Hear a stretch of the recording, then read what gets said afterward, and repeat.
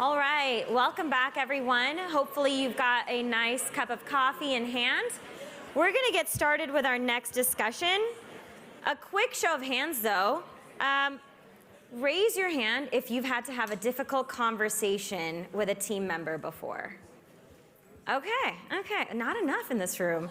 I got some aggressive advice in my career that if you aren't having 3 difficult conversations a week, you are not building a good team. So I thought it was very aggressive. But I'll tell you, I'd never want to have a difficult conversation with a board member, especially about, hey, it's time. So, who am I? Let's hear from the experts on why, what, and how does board refreshment happen? Please put your hands together for our next panel. Thank you all very much. So boards are finding themselves at the crossroads once more. On the one hand, we have increasing obligations for board members from case law, from regulation. But on the other hand, there are concerns about overboarding, concerns about activist campaigns, concerns about corporate crises, as we found out in the previous panel. So that means that there is probably more turnover in boards compared to what it was before. So according to Spencer Stuart, the average tenure of a board member is 7.8 years. The median is about 6 years, and that's shorter than it was a decade ago. So we'll hear from our panelists about all that. Why don't we go around and ask you, can I ask you to introduce yourselves? Sure. I'm Allison Spinner. I'm a partner at Wilson Sonsini, where I practice corporate law. I've been there for about 27 years. And my focus is working with later stage private companies, helping them to go public and representing them and their boards as public companies. I'm Joanna Reese. I have a very diverse background, primarily as a marketing and brand expert, but I applied that to someone's calling. Applied that to the investment business. So I ran a venture capital firm for a number of years. That's when I first started my board service as an investor. And currently I serve on boards, and I also chair an organization called Illumin Impact, which is about getting women onto private company boards. While there's a much smaller set of public companies, there are 17,000 private companies with revenue of 100 million or more with very little female representation. My name's Phil Satry. I'm the non-executive chairman of the board of Wynn Resorts. I've been in that position since 2018. Prior to that, I was the chairman and CEO of Harrah's Entertainment for about 25 years, and left that, retired, and in between served on a number of different boards, NV Energy, the public utility in Nevada, Nordstrom, International Game Technology, a lot of different boards in a variety of areas. But now my only board service is at Wynn Resorts. And Scott Morgan, former chief legal officer, and also had responsibility for global affairs at Splunk. And Splunk earlier this year was sold to Cisco. So I'm currently enjoying a little time off. Great. So we have a lot of perspectives from the transactional world, from inside the board, from the CLO's standpoint. So let's start our conversation. Allison, I'd like to start with you. You often see boards as an outside counsel. So when do these calls for board refreshment arise? What gives rise to calls for board refreshment? When do they come into the company's life cycle? Or are there any critical moments at which this question becomes the question that the board needs to answer? Yeah, I see this breaking down into 3 phases in the life cycle of a company. And the first would be, in general, as a private company looks to approach the public markets. And in the 1 to 2 years before it goes public, it's tuning up its board and looking at what the needs are as it brings the company out into the open and operates as a public company. The next phase would be, a newly public company in the, sort of growing phase, settling in, say 2 to 3 years as a public company, and then maturing and being a more long-standing, mature public company. And I think what drives the refreshment, the conversation is different at each of those phases, but is really driven by, as you would imagine, the needs of the company and the needs of the operation, the needs of the board. In that pre-IPO phase, you see a few things. I think you see the company's got to be prepared to meet SEC requirements. It needs an audit committee chair, independent directors, and the like. So you see a lot of those regulatory type needs driving the conversation about who needs to get into the boardroom. It's usually been dominated by founders, management, VCs, and you need to bring in some more outside perspectives. So I see that driving the conversation. A lot of times founders, some will be stepping down. You might have had a founder-dominated, VC-dominated boardroom, and a lot of times an early VC will leave, a founder will leave. Those are obviously really difficult conversations, who's gonna step down, how and when. So navigating all of that. My advice would be, it always takes longer than you think to have the conversation. And I've heard CEOs say, don't do it all at once. It's really hard culturally to have a huge shift in the board right at the time you're entering the public markets. So piece of advice there. I think it evolves pretty naturally as a newly public company. VCs start to sell down. They might step off the board due to other priorities. And then you're bringing on more industry and other people. As a mature public company, I think the needs continue to evolve, and that drives the conversation. As the company scales and grows, maybe it needs more international perspective, more regulatory, product perspectives. And also what I find then too is a CEO might say, I really need a buddy here. I need somebody who's grown a company, who's scaled a company and operated in leadership at a company of my size and scale. So those are some of the things I see in those three phases that are really driving the changes and driving the conversations. Thank you. Joanna, I want to come to you to ask about the kind of the qualities and the features of directors and board members. And I know from your background that you've thought about leadership a lot, and you just mentioned your initiative. So we'll go to that as well. But I wanted to share this quote that I found while preparing for this from Peter Drucker, who's this legendary management consultant. And he said, management is doing things right. Leadership is doing the right things. So I wanted to ask you, how do you get to choose people who are going to do the right things? What is leadership, and how can we? Yeah, and I'll answer that by picking up on what Allison talked about, because I don't know if I think about it necessarily as phases of a company, because I think board refreshment and board evolution is a responsibility of every single company in the same way succession planning at the leadership level is.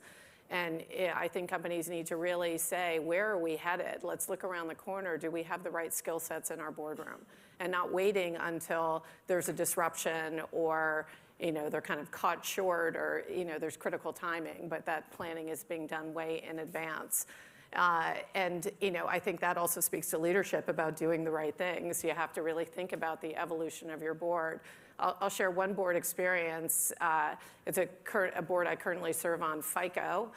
When I joined the board 9 years ago, we were a 60-year-old company, and the chairman of the board said to me, this will be strategically very interesting because the CEO had a big vision for the company in terms of where he wanted to take it.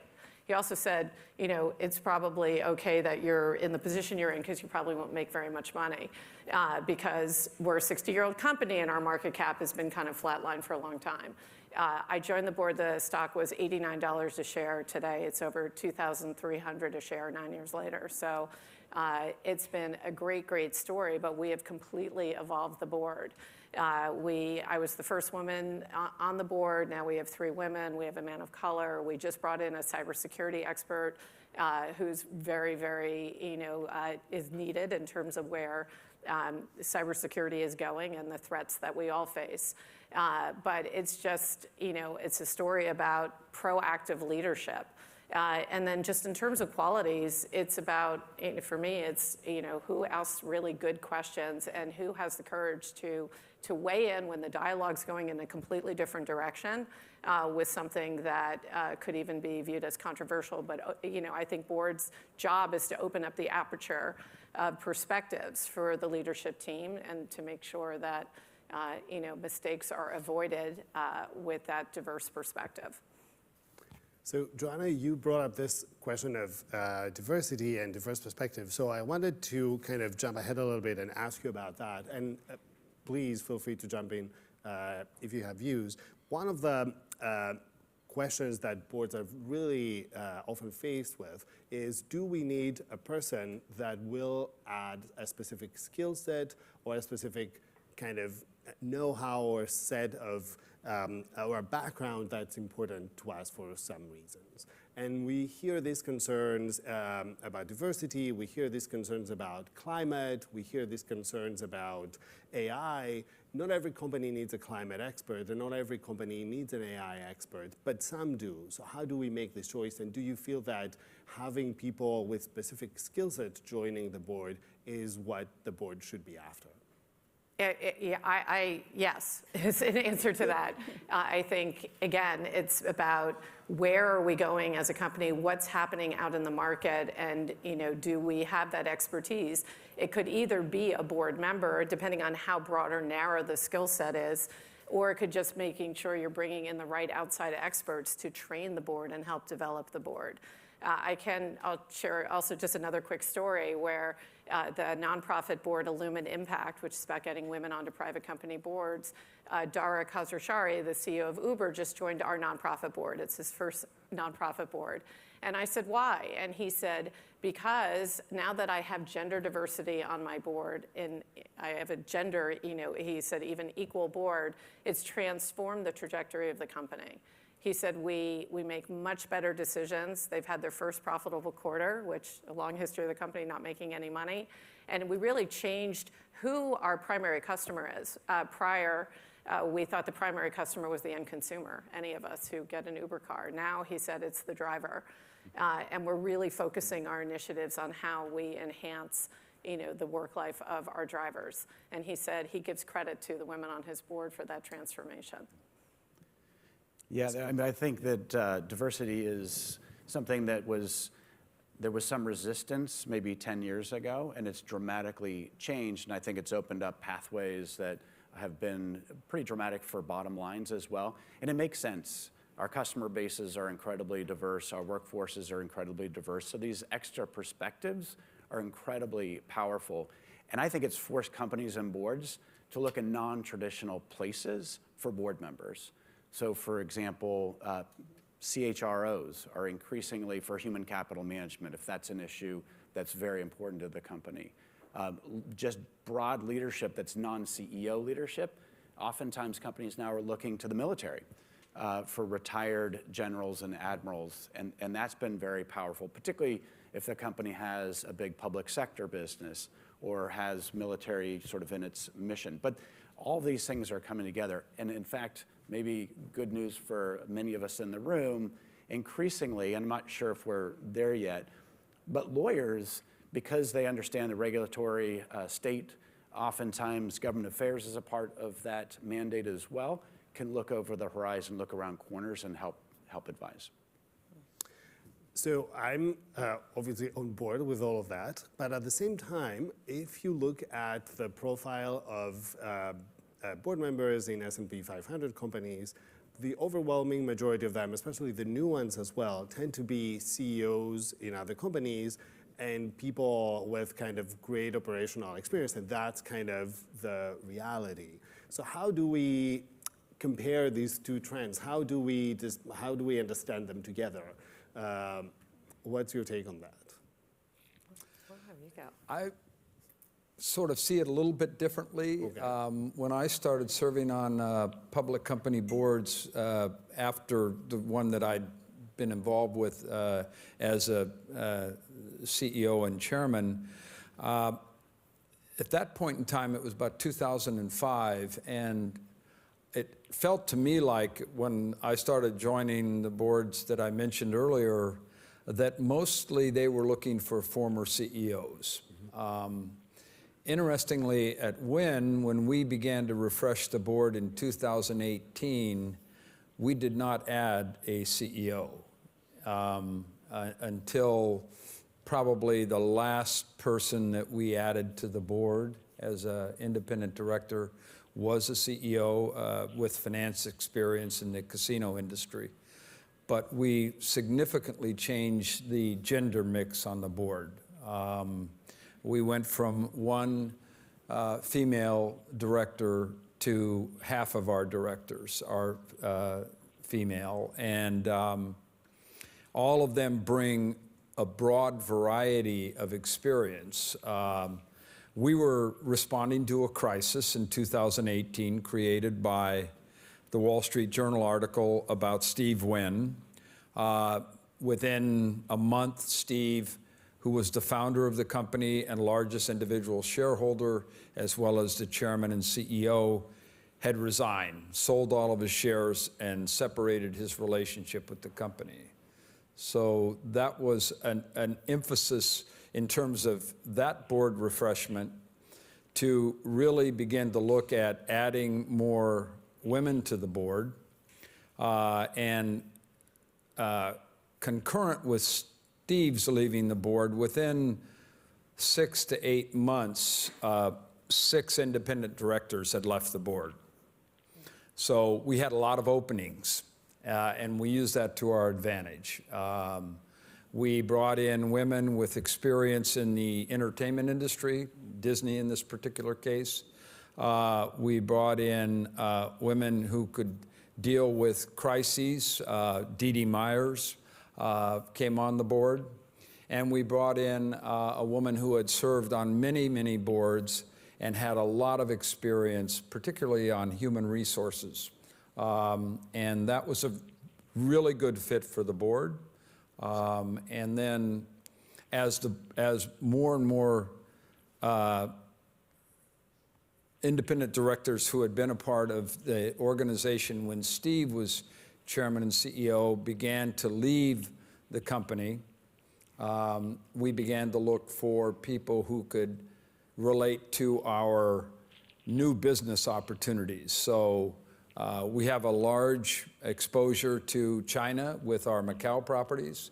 We brought in a director who has significant experience in China. And we are a business that has our most significant customer base out of Southern California, and very much tied to the entertainment industry. And we brought in an individual from Southern California who really understands that. He's an agent, and he's been a terrific director. And both of those latter directors that I mentioned brought in increased diversity as well as Dav's background. So that's been sort of our focus, and we're now at 8 independent directors, including myself, and we're 50% women, and I think I'm the only ex-CEO.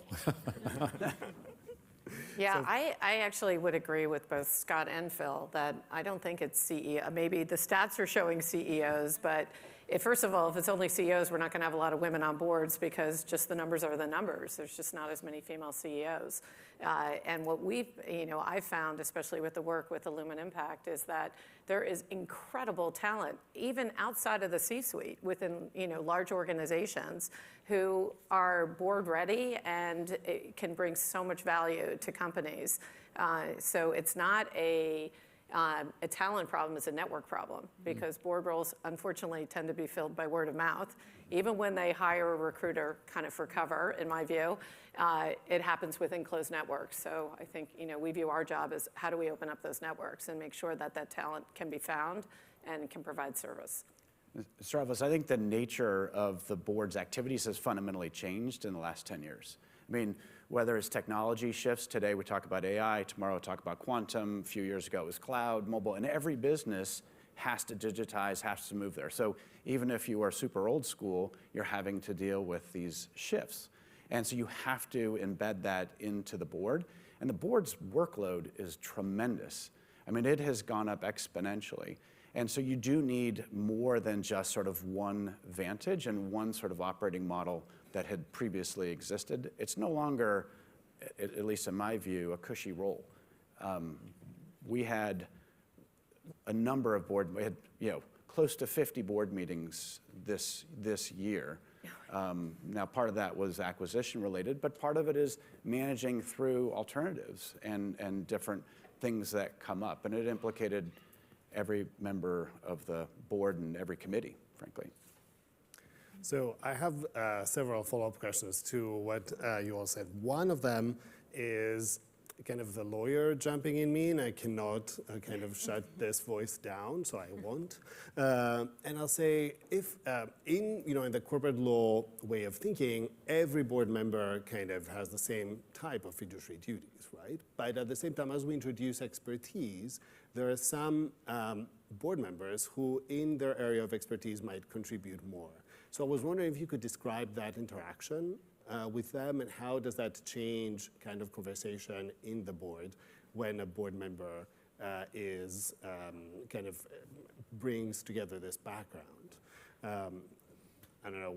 Any thoughts? I think sounds like a lot of people. As a fellow lawyer, I will jump in on that. I mean, I think that can really make the conversation, if you have the right mix of perspectives in the room and of diverse backgrounds, it can really make a very rich conversation, because you have some people who are bringing particular subject matter expertise, and they're sharing their insights, and then ideally, the other directors are thoughtful, inquisitive, they're asking questions, the company is providing thoughtful materials in advance of the meeting, all of those things that really make ingredients for a good conversation in the boardroom. And I think when you step back and look at the board's duty of oversight, it's not all, as you said, on the shoulders of any one particular person. It's really that collective. So I think it's about how the board is functioning as a team, and leveraging the insights of one another. And when I'm participating in NOM and Gov meetings and looking at board search processes and the like, I think boards are really craving adding, that expertise, that perspective. Joanna, they're trying to look around the corners, like you're saying, of what's coming in the future. And like Scott said, is it AI? Is it quantum? Who do we really need? What expertise do we really need to complete our mix of perspectives in the boardroom? Yeah, I think, go ahead. go ahead. Oh, I was just going to say, I agree with what Allison's talking about, and where I found it's also just super valuable. Obviously, they bring perspective in the board meeting, but when we're in executive session, board only, when someone has deep expertise, you can really dig in with them and say, like, do you really think that they're pursuing this the right way? Are there issues that you didn't bring up in the board meeting that we should be thinking about? And I think that's when it can be incredibly valuable. Yeah, and a similar comment, which is you can structure these so you can put that subject matter expertise to work in a committee. If it's that important, then perhaps it should be in a committee, and then that person does become the expert when the readout happens to the board and these private conversations, these executive sessions are happening. And we had a situation where, because of what the company did, custodying data was a big issue, cybersecurity was our business and was a risk, and data was also a strategic advantage. So we created a cybersecurity and data responsibility committee of the board, and we happen to have the expertise to put that together. And it was very powerful because it also uplifted and up-leveled the board in these areas, and it surfaced the subject matter experts in the company to support that committee as well. So that brings me to my next question, which is usually, and I think Phil also kind of hinted to that, when we have board refreshment that goes beyond 1 or 2 members, but it's expansive, that usually comes together with some governance reforms about how the board works.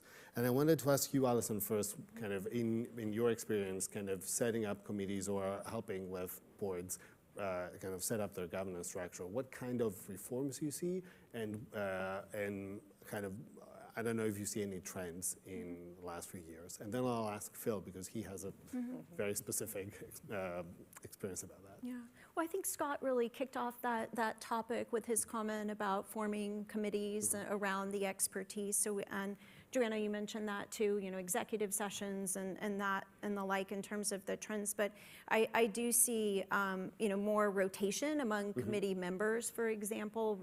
Someone might have served on a committee, but, over time might evolve to serve on another committee, rotating chairs of board committees as well, just really trying to bring fresh perspectives over time. But I think, as Scott noted, really building the committee structure around the particular expertise, and as the company's needs evolve, you might be forming, a cybersecurity committee, data privacy committee, other committees, particular to, to the area of the company. How about separation between the roles of chairman and CEO? Is this something often associated with board refreshment? It certainly can be, and that is a whole topic in and of itself, as we could all speak to. But that can happen at the time of refreshment. I mean, I also see that just evolving generally as a company grows, not necessarily in connection with a big shift in many directors, but sometimes you will have, as a company goes public, you'll have a founder, leader, a CEO, and that person might initially serve as the board chair with a lead independent director alongside her or him. And over time, as the board grows, as the board evolves, and the company becomes more mature, you might see that separation in the board chair and in CEO role. And that's a big topic for institutional investors, obviously, and shareholder advocates looking for that separation in the CEO and the chair. Sometimes, obviously, over time, as a CEO leader departs the company or steps down, maybe they become an executive chair, and you have a new leader coming in and perhaps a new board chair at that time. Phil, you're the independent chairman of the board. So tell us more about that experience and your position, because it came after a board refreshment. Well, I got into this role as a result of a crisis, the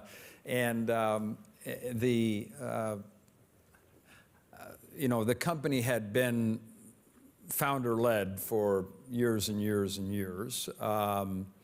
And the board selection process during that period was really, who did the founder want on the board? And really, there wasn't the same kind of process that we're all accustomed to and talking about now. And as the board had to react to the founder leaving and reconstituting the board as a result of the 6 independent directors that eventually left, the main challenge for the board was to also work with the largest then individual shareholder, which was the ex-wife of the founder, who had been on the board and then left the board in 2009 in pretty unhappy circumstances. And that is how I ended up on the board, because after the founder left, her husband, she didn't want the board that was left making a decision on who would be the chairman. And she asked me if I would consider being the chairman. And I said yes, but there were a lot of conditions to that. She was suing the company was suing her, and there was this process of trying to identify new new board members as well. And I said, if I join the board, the only way it'll work is if you're no longer litigating with the company. And so ultimately, what was agreed upon was a cooperation agreement. I would join the board and become the chairman, and we would resolve the lawsuits, and she would agree to join in with the company in terms of her voting on company actions that we had recommended through the proxy process. So that has been that situation since August of 2018, and it's actually worked quite well. I think the co-founder, the ex-wife, Elaine, is happy with how the company has proceeded during that period. It hasn't been, a completely smooth road. It never is. These are existing relationships that we had to work through, but we had a lot of management leave and a lot of board members leave, and we refocused the company from a founder-led company really to a board-led and management-led company where whether it was human resources compliance programs or other things that had to be undertaken in order to restore confidence of our employees, in the company, we had to demonstrate that commitment. We had her support, and we had the support of the new directors, and management that joined the company understood that that was our goal first and foremost. So it was a pretty significant transformation created by the crisis that I mentioned. I would say that's a very significant transformation. Yeah, it was. I'd love to just hear more stories at some point. So it's really fascinating, and it brings to mind demands often made by shareholder activists who often target companies, and one of the demands is to swap some members of the board or have some new members join the board. I was wondering if you've had any experience of that, or what do you think about these kind of demands or campaigns? Yeah, I've had some experience, and I think the way that we thought about it was really understanding why this activist was demanding or suggesting what they were suggesting. Why the change? What would change, and what fundamentally was their thesis? And once we understood that, it was very helpful for us to then, and easier for us to make decisions. And I think the key around activism, I know there's a panel later, from my perspective, is the activists aren't always wrong. And in fact, often they're right, but it may be a timetable. And companies move with 3-year strategies and execute annually, and then of course report quarterly. Activists are looking for something that's a little different. So understanding where they're a bit different, but ensuring that you do things that are actually beneficial short-term and long-term can hold activists at bay. And even if that's not the case, there's an easier negotiating platform. So we're nearing the end, so I wanted to ask one question about political divisiveness and polarization. This is an issue that comes up more often these days, as there are people kind of pulling the board in different directions, some in one, some in the other. And boards are entering uncertain waters. If there's anything that we have discussed in the last few days is uncertainty and how you adjust to oncoming uncertainty. So I was wondering, do you think that board refreshment can be an answer to polarization, a problem for polarization? How do you expect discussions around that to play out in the boardroom? I'm happy to start. I think polarization is broader than refreshment. Isn't necessarily the anecdote for polarization. I think really being clear on company values and mission and purpose, and being transparent about it, identifying who the company is and the decision processes that will happen when there are inbound issues or internal issues, such as the ones that your company have dealt with. Because then there is a platform for solid decision making. Nobody is necessarily surprised. There's sort of due process. People get heard in those circumstances. The worst is a company that presents itself in some way, or at least that's the perception, but deals with something in a totally different way. Is very confusing for everybody, investors, board members, and employees. So for me, that's kind of where it starts, is that sort of very transparent values, and then living it and communicating it probably more than you think you need to. I will just say the expression "one bad apple can spoil the mix." It just takes one, bad apple on a board to really make it a nightmare. And this is where I think having a strong chairman is super important to be able to have that conversation. I had an experience with a chairman who was very good by saying, a year from now, we're going to transition and replace your board seat to the bad apple. And it was much easier for someone to digest that communication if it was a year out. If they had said, we need to make a change right now, it probably wouldn't have happened as easily. But it's making sure that one person doesn't take the board into the wrong direction.